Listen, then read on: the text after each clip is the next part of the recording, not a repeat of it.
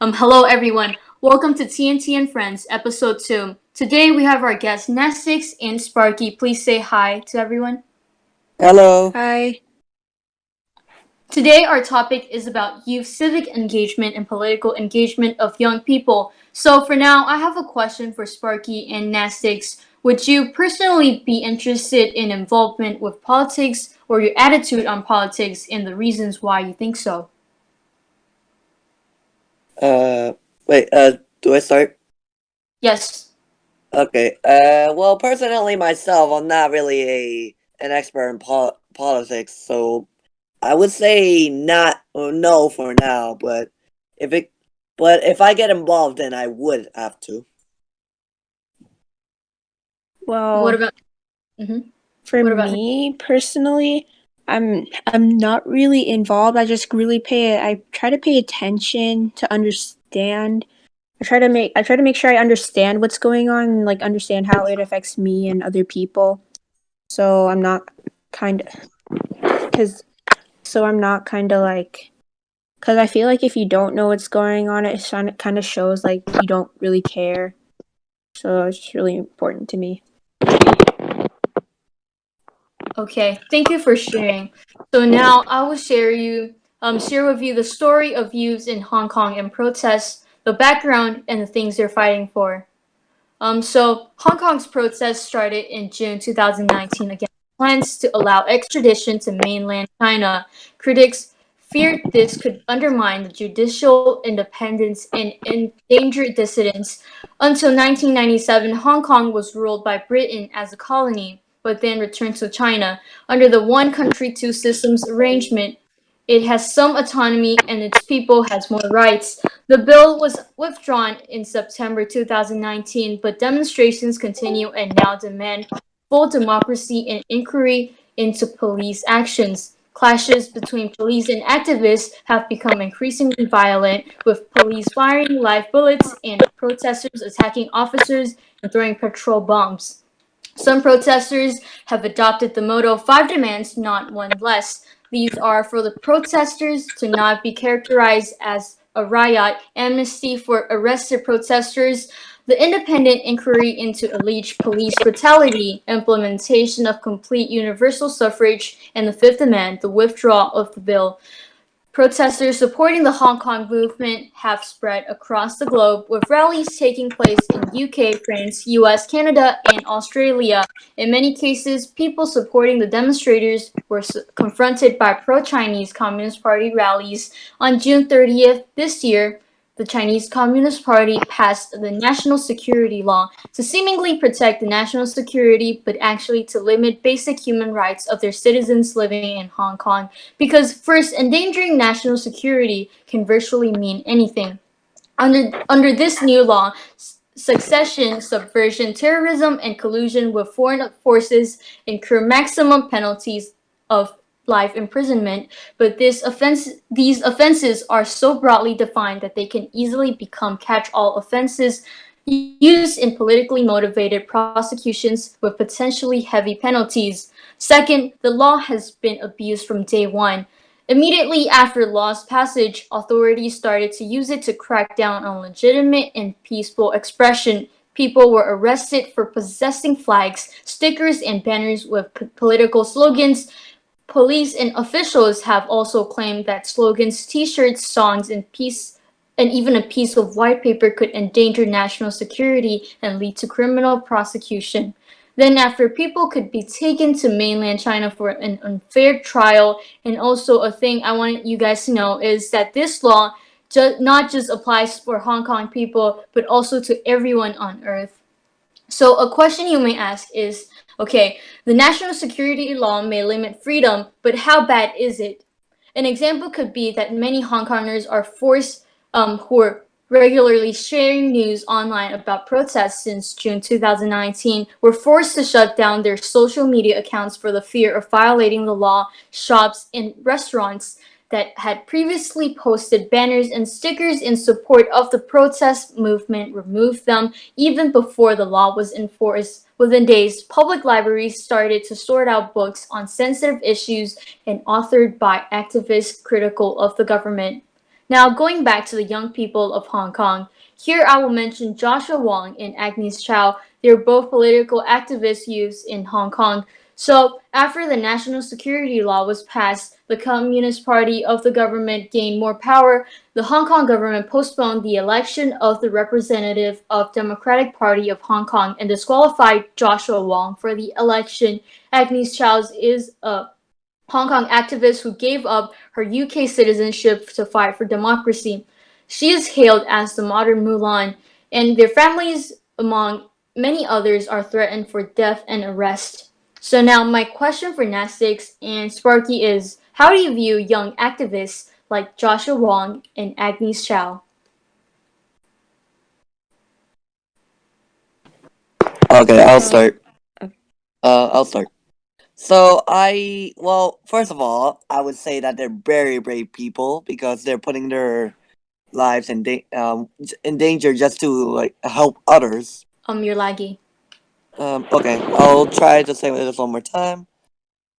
So I see those activists as well. First of all, brave because they're risking their lives for others. You're still pretty laggy.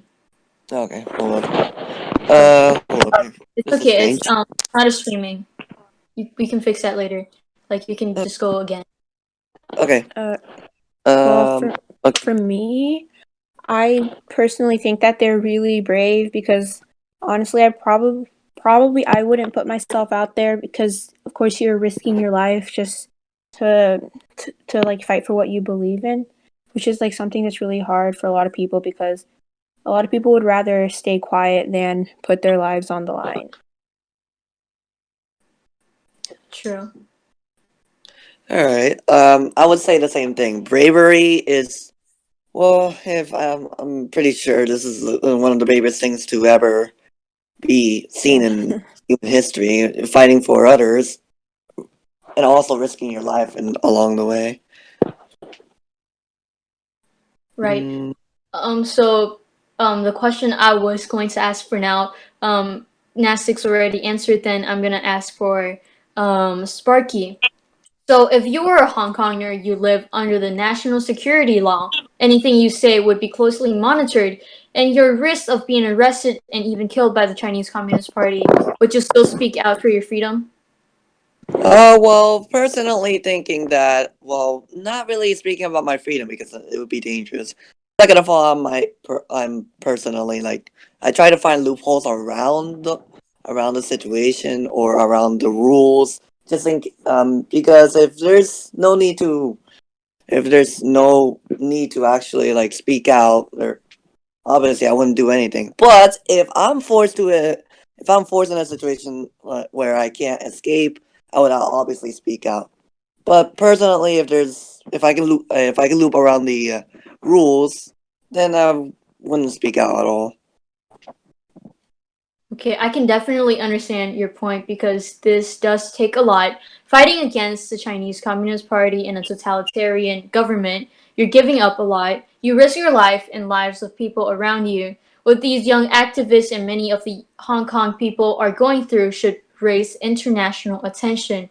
People around the world should speak out for human rights of Hong Kong people and be against the tyranny of the Chinese Communist Party.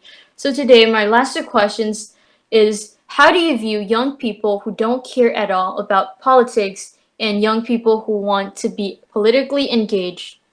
Sorry, or being politically engaged, like they don't want to do anything that is politically involved.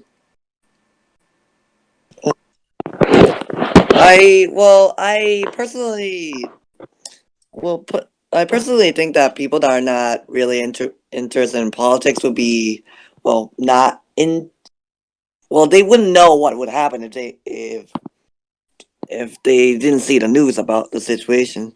So there's this one time where I was on Instagram and I said something about I don't care what happens, and then this person comes out and just tells me you should actually see what happens on the news because your life might be in danger one day. And then I get a little scared because I was being a little stubborn. So that's my That's how I view people that are not interested in politics, and sometimes they don't know what they're. Sometimes they don't know. They don't know what happens, and it's pretty scary because if you don't know what happens, then you might not be prepared for it. For people that are into politics, I think that they would like. I'm pretty sure they would know what's going on and try to sometimes spread the media. I'm not sure. I'm not really. I don't really know much about what they would really do because I'm not a politician myself. But this is my opinion. So, would you think it's necessary for young people to be politically involved? Like, should they pay attention to what's happening around the world and what other people around the country or across the world, like, what are they doing and for what? They're, yes, For Well, for me, yes. well, young people, they of course they can't really vote. They can't really like choose policies or who represents them. So like it's really important for them to I feel like the only thing that they can do is probably advocate and like just use their voices to like make other people hear them because like if you're able to build like a bigger base, you can probably like you can have a lot of impact on people because a lot of people a lot of people like Sparky said don't watch the news and pay attention to social media a lot to get their information. And so if you have a big platform and you use it as a young person, it can make a lot of more people aware, which can like change a lot of people's opinions on issue. And so it's just about caring about how situations affect other people, and even though like sometimes things don't affect you, I guess. Okay, so previously, because I was in the debate team and we had this problem in Congress debate, and there was this bill asking for lowering the age for voting. Would you agree on that, Wait, what did you Essex? say? Sorry. So in a Congress debate, like in competitions, no, it wasn't competition, it was a tournament. So in that debate, there was this bill whether in which we debated whether lowering the voting age was a good idea, like voting for president. Oh, like do I think that's a good idea? Yes, Oh, I mean to a level, or like maybe you could make some suggestions, like the way you think it should be. personally, I don't think the voting age should be lowered because, of course, like there's a lot of politically like in tune teenagers out there, but most of them they just like a lot of them they just spend all their time like yeah. So I don't think I would trust a lot of people my age to make decisions about my country. Think that like as we get older, we kind of think more rationally. So should probably wait till we're older. Yep. So I kind of get your point because I've talked about this to other people, and a point they were talking about is that like below 18 isn't an age that you don't pay taxes like below 18, and you don't actually know Yeah. what's happening like outside the like in the outside world, and so you're like some people, like as Sparky said, like they don't even pay attention to news, and they just like they might fight for socialism that might not even happen. Like yeah, and so Sparky, I have another question for you. Is that do you think? Wait, give me a second. I don't really have a question, but I kind of need a question for you. let's see here. I'm gonna look up I mean, do you have this. anything to share Do I have anything to say to the if the about or the youth voting? engagement? Wait, what? Mm-hmm. Do you have Okay, so anything to share about youth engagement in politics or like? Yep. wait, tell me one more time. So do you have anything to share about youth engagement, like as young people in the society? What can we do to improve? Well, we can. First of all, we can. Well, I don't really have any ideas right now. First of all, of course, we should probably spread the news around what's going on, just to make sure that people don't get confused when they encounter it. That's the only suggestion I'm gonna say, because I'm not. Well, I don't really have any ideas, but that would probably be the only thing I would say about um what teenagers should know. They should probably know what's going on so that they don't get confused when they encounter the problem when they get involved. Mhm. Okay, sounds good. So, Nasik, is there anything you want to share or any message you want to spread through this platform? Um. Well, just like I've been saying, just try to stay, try to stay, like, try to understand what's going on around you, and don't just because sometimes things are unpleasant, or they're just like things are like bad things are happening in the world. That doesn't mean you shouldn't pay attention. That should be like more of a reason you should pay attention, and you should like you should advocate for what you believe in. Like, you can't, if you stay silent. But yeah, you shouldn't stay silent if you have an opinion. Okay, so Um, Sparky has a point to share. so I just recently remembered about what happened. But well, when COVID-19 happened, I was looking up YouTube videos on what the situation was going on, and the first thing I noticed is that we shouldn't be afraid of the media. Now that is like probably the main reason why people don't look into the media that much, because it's scary. It's pretty. It's sometimes the problems would be very harsh to get around. So that's the other message I want to say. Make sure you know what's around you. If so, it's suggested that younger people should know what's going on, but at the same time they shouldn't be very scared, because if they're scared, they might be able to influence other people into fear. Like, for example, one person gets scared, the rest of the world gets scared. You don't want to collapse like dominoes, basically. Yeah. So like, yeah, I had a friend that said that they weren't allowed to watch the news until they were 13 because their parents were afraid, like they didn't want them to like see what was on there. I thought that was kind of like dumb. PG-13 news. I Yeah. mean, I mean, well, if you're young, well, at least you know something better than nothing. yep, true. Yeah.